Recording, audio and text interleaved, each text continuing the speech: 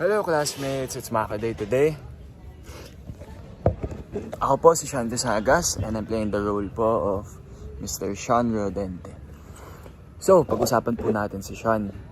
Si Sean po ay isang supposedly grade 11 student na nag-repeat dahil hindi po siya seryoso sa buhay, hindi po siya masyado seryoso sa school, hindi po masyado nagpapasok at siya ay isang dating bully.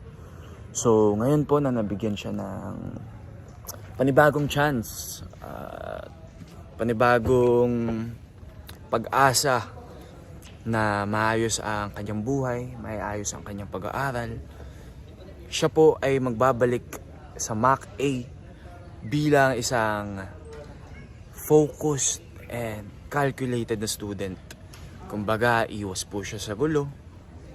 Kung ano man po yung mga nagawa niya dati na pambubuli o kaya mga away na nakasangkot siya, siya po ay iwas na ngayon.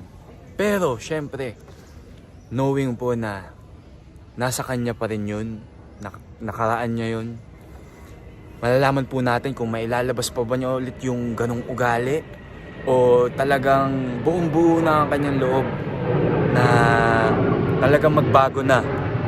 And also, syempre magkakaroon siya ng mga kaibigan dito and mga kaaway din syempre.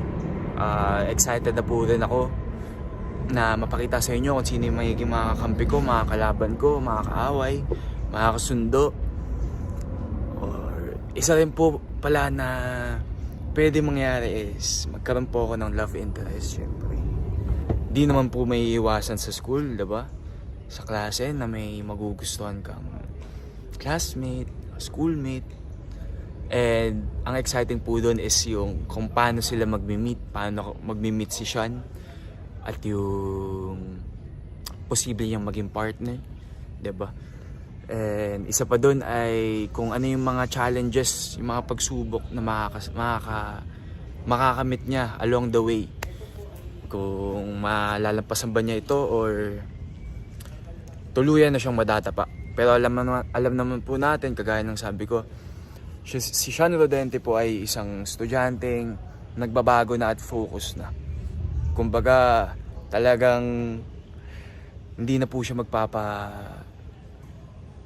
out of focus o kaya magpapagulo sa kung ano man pong bagay. So, abangan po natin ang storya ni Sean Rodente.